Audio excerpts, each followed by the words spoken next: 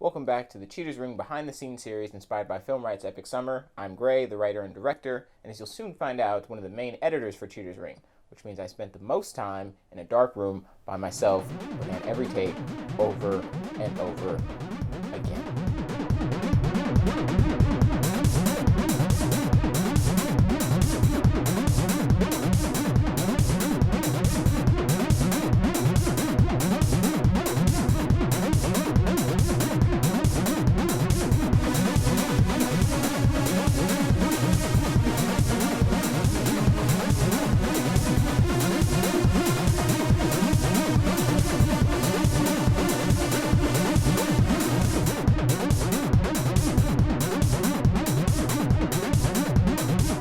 So the whole project was pretty much contained to Adobe Premiere 2015 CC. But my goal here isn't to teach you how to use the program, but rather look at some organizational pathways, especially in a case where you're looking at almost 7 months worth of footage. Keeping track of all that can be a pretty big hassle, and you have to figure out a workflow that's best for you and the people you're going to be working with. Also, we'll start to look at some pacing mechanisms you can look into when you're going over your multiple cuts, and starting to look at some sound stuff, especially when you're dealing with ADR sound and some basic EQing. So let's look at the cut. So taking a quick first glance at our setup here, you're going to see that we have multiple sequences, also I have tons of bins, and we're going to go over basically why I have each of these things set up. But the first thing I want to do is actually go over an even more basic type of organization, and that is on your drive itself. So this is Hypermail version 2, and this is where I store pretty much everything for Cheaters Ring. So one of the mistakes I made with Cheaters Ring obviously was planning the whole thing for one day. So the stuff from the very first day of production, which is card 1 and card 2 here, I actually went into the source files and renamed everything. So I organized within the source of the card everything by scene, and then I would go in and even further name all of the clips that we got after the scene shot number and the take. So this made things a little difficult because as we went out for further days, obviously the script got a bit more gratuitous and we added scenes, subtracted scenes, and things like that. So now when I went into my Premiere folder, while that day was all nicely organized, as things began to change, I had to compensate for that. And that was really difficult because now things are getting lost. Things in the actual Premiere organization are named different scene and take and shot numbers than the original scene numbers from the first day. So what I'm going to recommend is that when you're going into your actual drive that you're saving your project to, just go ahead and organize everything by date, keep it that way, and then once you bring it into Premiere and import it, you can create as many bins as you want, rename anything, and it's not going to affect the original source file. So that way if Premiere ever loses anything for some reason, or you're working on a different computer and that version of Premiere can't find it, you know that all you have to do is go back to your original date and find the source of either the audio or the video file. When you're in Premiere, that's kind of the best time to start organizing your work. So there are a couple of folders that I like to start off with kind of off the bat because I know I'm going to need them. And that is titles, which is going to hold all of my title cards, sound effects, SFX. This is going to include ADR sound, music, random sounds like foley, things like that. And because of this, the nature of this short, voiceover. Sequences, because, well, you're going to be making a lot of sequences. A lot of times you're going to want to make changes for pacing reasons, but that doesn't necessarily mean that you want to save over anything that you've already done, because you might like it that way, or you might want to render out different versions for different opinions and things like that. So you'll make new sequences every time you make big changes, like pacing changes, or taking out a full scene, cutting a scene down, or adding a scene. And then finally, scenes. Like I was saying, it's better to organize everything within Premiere itself rather than on your drive and the source footage files. So basically you're going to go in and organize everything scene by scene, so you know it. This is going to help a lot when you're doing your sound sync, because you know where all of your takes are for audio, for sound, all that kind of stuff. And basically what I do is I just go in, I make a scene for each, a scene number for each scene, and then within that scene I'll make folders for sound and for video. We also have here are a couple of recovered clips folders. These aren't generated by me, these are generated by actually Adobe Audition. But the main thing that you're kind of going to be looking at or I think that you should have whenever you start your edit in order to organize everything, is titles, SFX, sequences, and scenes. Now the first thing I like to do is, after a hard day shoot, is go back in and watch all the takes. One tip that I learned from Nate Weber, who also helped edit the short, is to make just a sequence full of sound sync. So you're gonna go through all of your footage and all of your audio, basically sync it up in order in one timeline. And after you're done watching everything, you can determine which takes are good, which takes are bad, and all that kind of stuff. So the next sequence we have here is one of the rougher sequences that I started with. So this is the original opening, and basically I just wanted to see what it looked like after that first day of shooting. But of course, after we go back and shoot more days, we want to make those changes, but also see what we're missing. And even when the script started to change, know what we're adding. As you can see, our edit is getting a little complicated now. Very soon it's going to be impossible to keep up with all of this different audio at the bottom with only being the colors blue and green. Especially once I start sharing this with Nate, he's not going to know what all of this stuff is. Some of this is scratch audio from the camera that records in multiple channels that is not even using all of.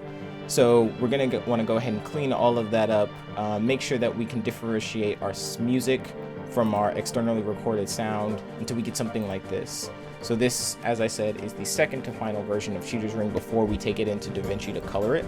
And you're going to see that a lot of the sound is now very succinct, colored, so we know exactly what it is. And I'll just go over how I like to organize it. So like I said, scratch audio is connected to its actual scene. This is coming out of the F55 camera, so it actually records pretty solid audio on its own. So though we did record externally, I decided to keep some of the sound that the camera was getting. For whatever reason, I decided to keep it. We have a scratch audio, and I like to keep that blue because we know that when things are brought in, it makes your audio this navy blue color. So it's just innate that we know what that is.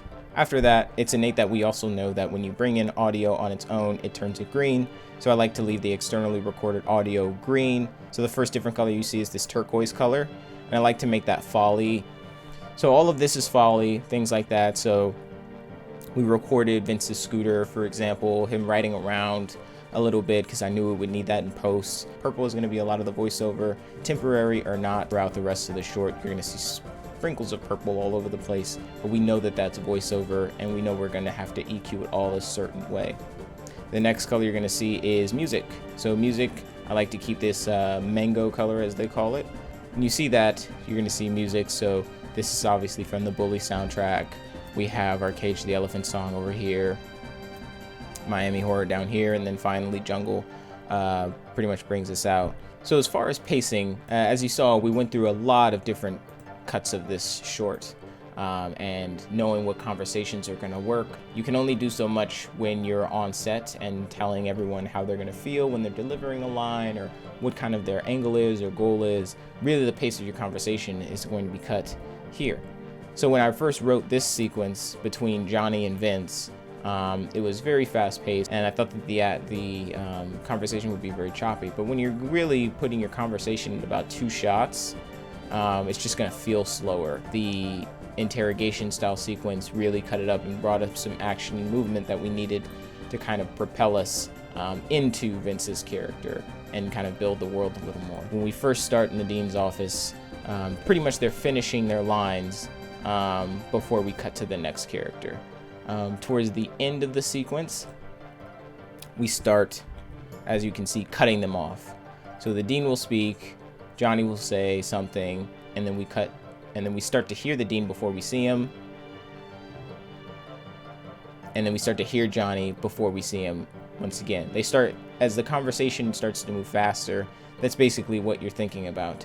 If you're looking at 2 people talking and say you're moving your head back and forth between them, once things start to get more heated, as things get between the dean and Johnny, you're not going to be able to move your head fast enough before the next person thinks of their thought to say. So that's kind of one thing that you're going to play around with your edits, and start to look at basically the tone of the conversations that you're having. So with oneers, you really can't kind of do that. You can't cut around it because it's a oneer, and we see a lot of work here done as far as ADR, although some actually stays. So if you listen closely, That's all of the scene. And then we got to cut down here to give Johnny and Vince an ADR. Johnny. What's up, Vince? You alright? And then, as seamlessly as we possibly can, Hey Vince, we go back into the scene. if I see you in the halls on that scooter again, There's a couple of different ways to make this happen. First of all, we got to EQ everything that Vince and Johnny have said. We definitely need our folly. So basically, when you're first hearing something, if it sounds like there's at least one continuous noise throughout the whole thing, it's gonna fool you into thinking, well, nothing's really changing. Yeah, that sounds kind of odd. Maybe the actor said it odd, or maybe they picked it up in an odd way. But you're gonna go to those conclusions first before, wow, that just sounds really different. I think they did that at a different time. When you have one seamless piece of atmosphere that keeps the whole scene seeming as a unit. Plus, when you're doing ADR, that's always a challenge, because when you're recording ADR, you're not always in the same space. You're in a booth somewhere, you're in a studio, and we were lucky enough to use a booth on the campus of Cal State LA. So one thing that you're gonna hear when you're doing ADR sound is your sound is actually gonna sound great. It's gonna sound too good, basically. So here's some of the ADR sound that we did.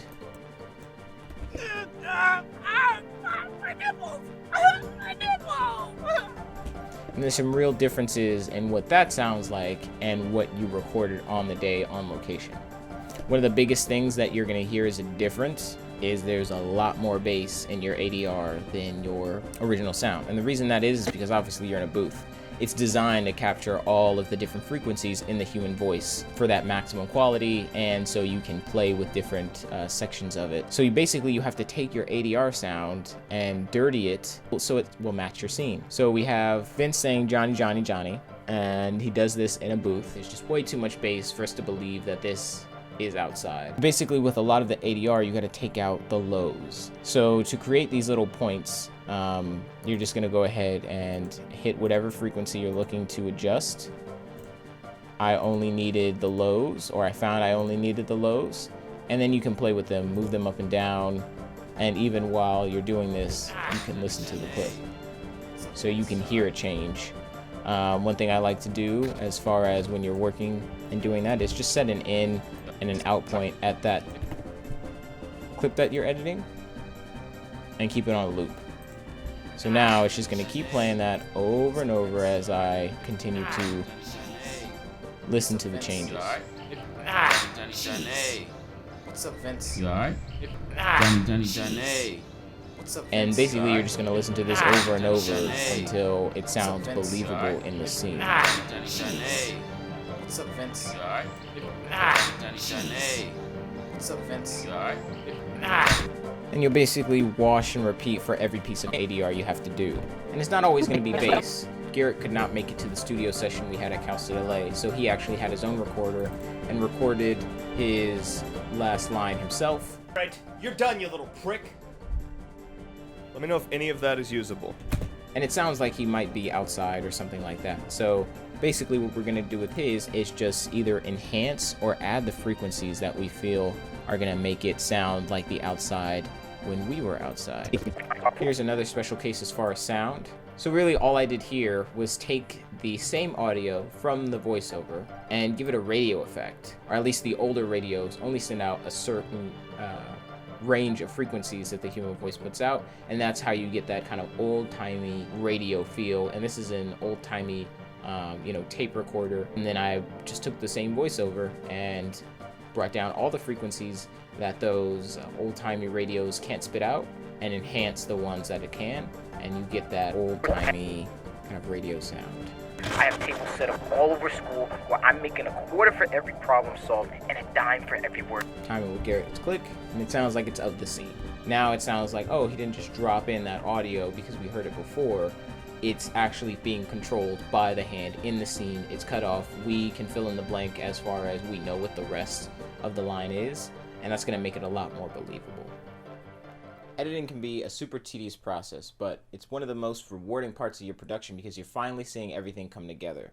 And I've rarely ever heard someone say that they were turned off by filmmaking from an extensive edit. So make sure you take care of all of your edits and figure out the tone of your piece while you're doing your cuts. Be sure to get tons of opinions, because sometimes when you're watching something over and over, things will start to look a little better to you than they will to other people once they've seen it and they haven't seen it before. The reason I like to call this one big rough cut is because we've really been using the same sequence from day one, just adding and subtracting scenes that we didn't like. But that wraps us up for our edit, and next week we'll be heading to the sound stage to go over DaVinci and coloring.